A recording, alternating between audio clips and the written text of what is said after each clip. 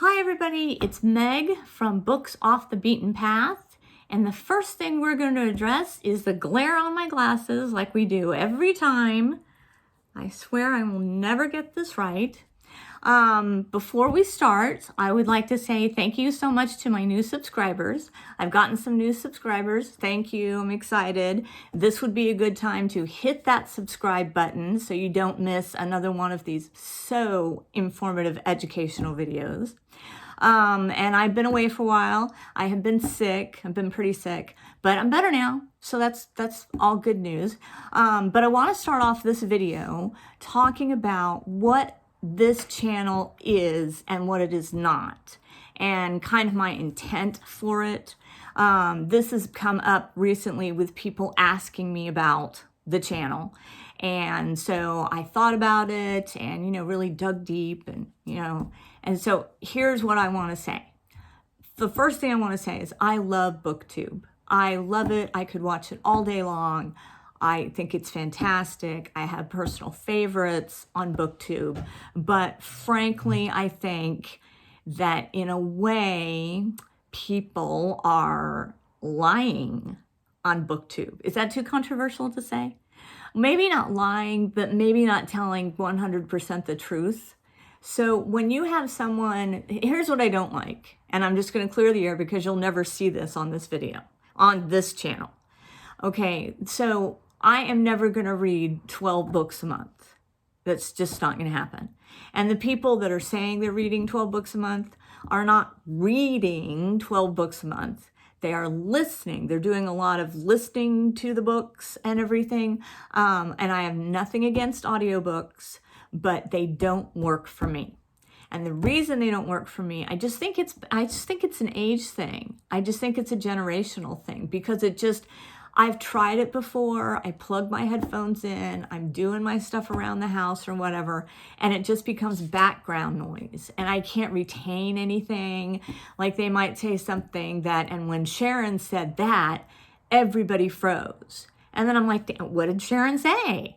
And I got to go back and listen again and everything. So people that are saying, I read 12 books a month, I just really don't believe that. I think they're listening to them. Right, call me out. If you're reading 12 books a month, tell me I'm wrong and I'll take it, whatever. But I just don't believe that. The other thing that you're not going to see on this channel, because I don't like it, is those massive book hauls. You know how they have, I went shopping and here's 15 books that I bought. Now, I don't like that for a couple of reasons. One, I don't like excess. Maybe I'm not defining that correctly, but I just don't think that we need that much stuff. And when you buy 15 or 16 books at a time, why? You can't read 15 or 16 books at a time. Buy a book. Buy two. These big book hauls and everything, I will buy several books at a used bookstore. But those are like 50 cents and 25 cents and everything like that. I'm talking about the people that have the big hardbacks, the bestsellers and everything. And I don't like that because it makes me feel jealous. And it makes me feel sad because I would never have that much disposable income. And also I do realize that some of the books are being sent to the booktuber. They're not actually paying for them. Now, I don't have a problem with that because I get marketing and I understand how all that works and everything. And the other thing that this channel is not is I am not going to be showing you a lot of, let's say, new books. That's not to say I won't show you some new books. And I also don't want to say I'm going to show you books from a specific period only, but I'm trying to show you the book that you've either never heard of or you might have heard of, but you haven't read. So, something a little bit different, something just a little bit off the beaten path, as I like to say. So what we're going to start with off the beaten path is we are going to discuss Beverly Nichols. Beverly Nichols. You may never have heard of him. So Beverly Nichols, let me give you a little bit of background. He was writing in the 40s and the 50s, wrote for a long time. I had my notes here. I just want to make sure that I get that right. He wrote for several years. He wrote over 60 books and plays. He wrote weekly columns for 2 newspapers. He just loved to write. He loved to write. He is in English. He's from Britain. He was at Oxford, and then he didn't get to finish. Well, he went back to Oxford, but World War II broke out, and he was, what was his title here in World War II?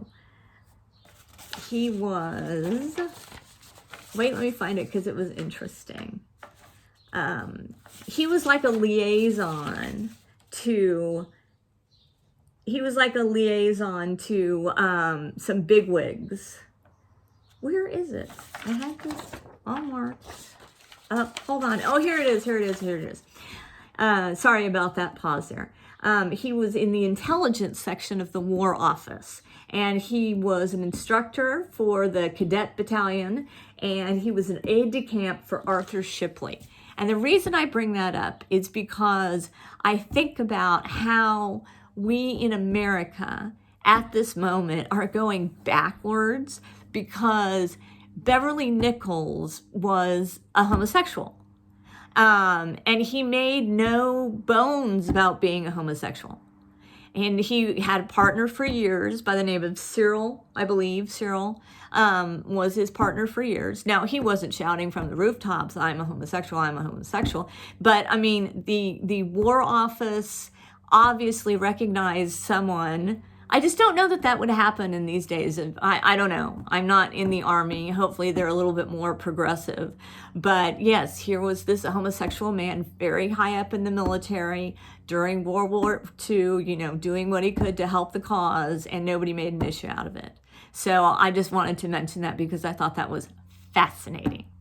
Okay, so let's talk about Beverly Nichols. So Beverly Nichols is this man who loves to write, writes lots of things. He wrote detective novels. He wrote children's books. Like I said, he wrote some plays. But his most famous books, or his best known books, are the books about his home. His homes, more than one.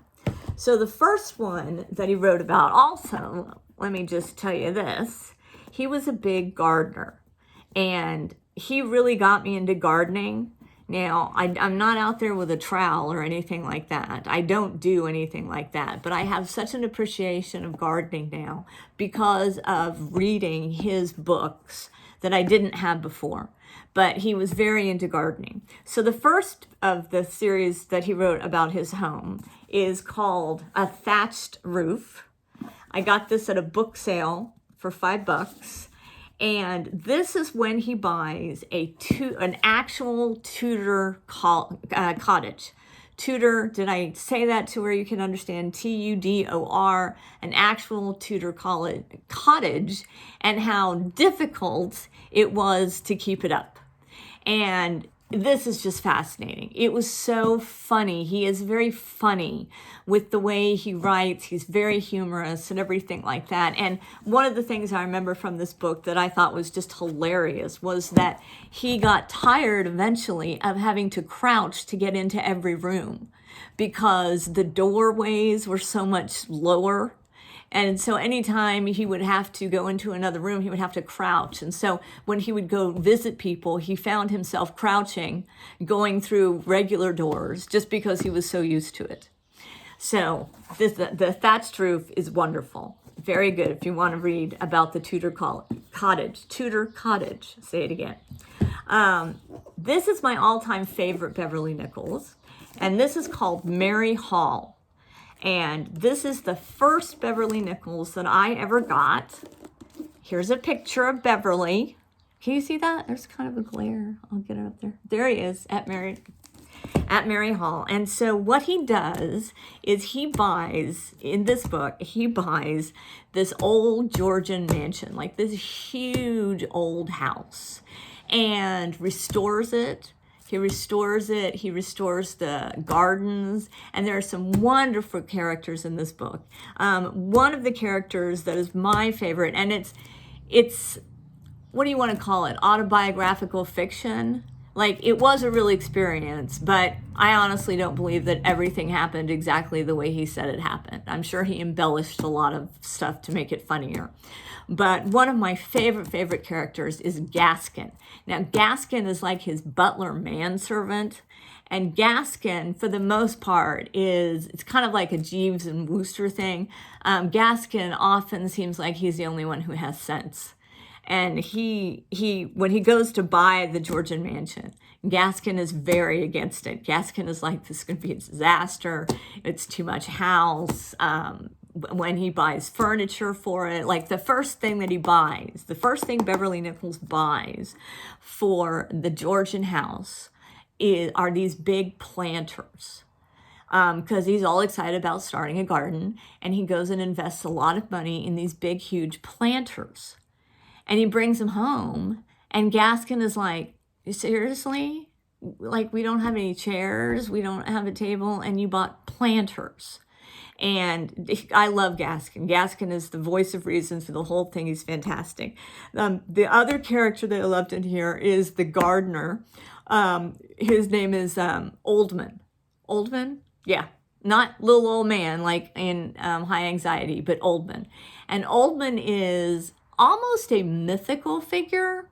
Because he paints him as a mythical figure because he is this gardener extraordinaire. I mean, he can do things and coax flowers out and trees and everything like that in such unorthodox ways. And he really becomes he's almost Pan-like, Pan like the spirit of the outdoors and everything, and he's a fascinating character.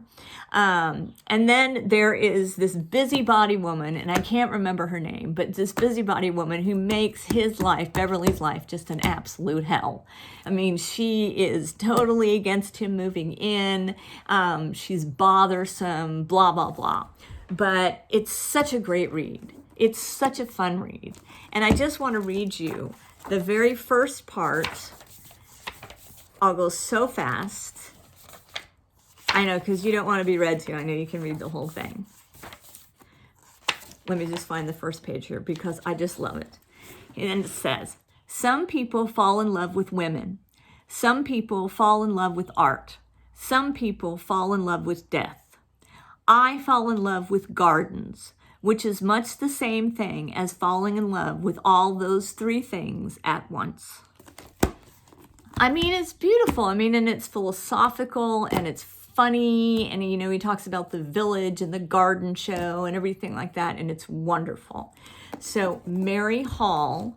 Now, Beverly Nichols is really hard to find.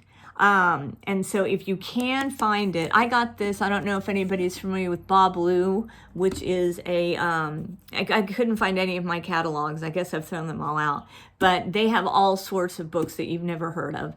Bob Lou, B-A-S space B-L-E-U, I believe is how it's spelled. But I got it on order from there, but he's hard to find. So you're going to have to special order him. He's not going to be in the bookstore. His stuff's out of print. So then he wrote Laughter on the Stairs. Now, Laughter on the Stairs is the sequel to Mary Hall. And in Mary Hall, you're mostly talking about the kind of the outside of the house, really, kind of the restoration of the house and the gardens and, getting all that put together and everything like that. Laughter on the Stairs has to do with the actual inside of the house, the actual furnishings of the house and the actual life inside the house. So, Mary Hall, he moves in and he gets it all set up and everything like that. Laughter on the Stairs is his life, just sort of living in this house. And he's got some great great characters in this one. He is, again, it's just hilarious. It's just, I thought it was very, very funny.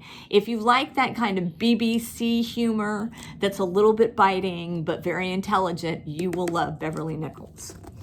Now, some other books that Beverly Nichols wrote is another one that I have here, and this is called Cats A.B.C. Now, Beverly loved cats, and he just loved cats. And so one of the things that he did was he numbered his cats. So he gets a cat. I think I have a picture here somewhere. And so one of the cats' name is 1. And then you've got one of the cats' name is 2. And then there's 4. And then there's 5 and everything. And here he is. Okay, so I don't know if you can see this or not. I'll hold it up here. Here he is in front of his house, and that is with 4. That's with 4. And because he didn't want to spend a lot of times giving, he so respected the cat, I guess you would say, that he didn't want to give him silly names like Tiddlewinkles or, Mr. Puffy or something. So he numbered the cats that he would get. This is 1 and this is 2 and everything like that. So Cats ABCs it's a small book. This one you can probably find in the bookstore. I don't know. It's got some cute illustrations in it. But it's basically just talking about cat behavior and cat people and, and what it's like to have the cats and the kittens and when they bring home the birds and the dead things and all about cats. So if you're into cats, Cats ABC, I think you would really, really love. Now, recently I got, and this was a big find, recently I got the Woodland Fantasies. Now, this is a children's book series. It's a 3-book series. Now, let me get it out here. And so, The Tree That Sat Down is the first one that I've read. I haven't gotten to the other 2 yet. So, we got The Tree That Sat Down, The Stream That Stood Still, and The Mountain of Magic. And they are kind of Narnia-like. And I say Narnia-like in that I don't actually think they're as good as the Narnia series because, come on, what is? But it has that magical, like the animals talk and, you have witches and you have sort of the, that whole kind of situation going on, that Narnia-like situation. But I have to say that I just loved the writing. I prefer children's books that have adult language in them. Now, let me clarify, because that sounded awful. There are no X-rated children's books in my bookshelves. Don't think that. But what I mean is I'm talking about like Wind in the Willows or the original Winnie the Poohs, where the characters speak like adults. There is a place for every kind of children's literature out there. But I love when so there's this character in here, Mr. Peacock. And Mr. Peacock, he and his wife fuss. And, and it sounds like 2 adult people, fussing and fighting, Mr. and Mrs. Peacock. And I like that. I like that a lot. So those were wonderful. Now, let me just tell you a little bit more about Beverly as I try to get this back in here right. A little bit more about Beverly. Beverly did have a couple of things in his life that were not that wonderful. And I want to share those with you because, again, that's part of the thing that I want to do with this channel is I want to talk about the authors also. Because I think if we understand the authors, then we have more of appreciation for their work. So Beverly wrote a book. Let me see if I can get the title here for you. I do have it written down, and it caused such an uproar. Now, let me put it like this. Beverly was sort of the Andy Warhol of his time. He was very popular, and he was invited to all the big parties, and everybody wanted him to show up, and he was the Andy Warhol of his time. But he wrote this book called Father Figure. And his father was apparently quite a horrible man. He was an alcoholic. He was abusive towards Beverly, very abusive towards Beverly's mother. And so in Father Figure, Beverly Nichols writes about how, I guess he tried a couple of times to kill his father. Maybe I can't find the book. I've never read it, so I don't know. This is just what I've read off the internet and the notes and everything like that. But he attempted a couple of times to kill his father. And it made such an uproar, this book, that he was pretty much shunned by everybody. Everybody just, I guess that proper English society was not ready for this is how I tried to murder people. It was a big downfall for him. It was a big wake-up call that maybe he shouldn't have written that book. And so that was not very pleasant in his life. That sort of really took him down. And the other thing that happened was, as he grew older, he developed cancer. And he became a big advocate for euthanasia because he suffered so much from the pain of cancer. And I actually found a clip where he's on a talk show, when he's ages old, probably 80 some or something like that. And he is defending his position on euthanasia on this talk show. And that was very controversial. People were very upset about that. They did not agree with that. And so his popularity went way down after that. So, and he ended up dying of the cancer. But I tell you what, he is just an amazing, amazing writer.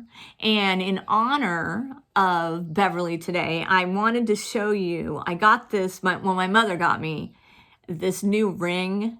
And I don't know if you can see it or not, but it's a little flower. And it's got an aquamarine in the middle, and that's my birthstone. And so I had to put my flower ring on in order to talk about Beverly Nichols, because it was so much about gardening. Well, we've gone through it. I want to go through I'll just give you the books one more time. The Woodland Fantasies, the trilogy of children's books. Cats, A.B.C. If you've got a cat lover, you really should get them this, because, I'm a cat lover, and this is just so informative, and he really talks about cats' behavior and everything, and it's illustrated so beautifully. Can you see that? Maybe you can't. I tried. Mary Hall, my all-time favorite. Laughter on the Stairs. And this is really, just to regroup on this one, this is really more about the village. You get a lot more characters that he interacts with outside of the house, and the people that work in the village and the people that live in the village and everything like that, and how charming and funny and unique they are and everything. Laughter on the Stairs. And A Thatched Roof. The Tudor cottage I just thought it was fascinating, talking about the walls and talking about how you get a repair done, because he wants to keep it as close to the original as possible and how difficult that is. So Beverly Nichols, check him out, look him up, and thank you so much. Hit that subscribe button and give me a like. It moves me up just a tiny little bit. And I have a goal that I'm going to share with you. And my goal is 2 videos a month. And I'll tell you why. Because I am a very busy person, as everyone else is. And these people that are churning out, that's another BookTube thing. These people that are churning out a video a week, BookTube must be their only job. I don't see how they have time to do that. But I will never churn out a video a week. And I don't want anyone to ever expect that. I will be 2 a month if we're lucky. Anyway, so thanks so much for watching. And our next one, I haven't really decided yet. I think it's just going to be some random not weird stuff, but some random stuff that I've read that I think you're really going to find interesting. You're really going to find fun.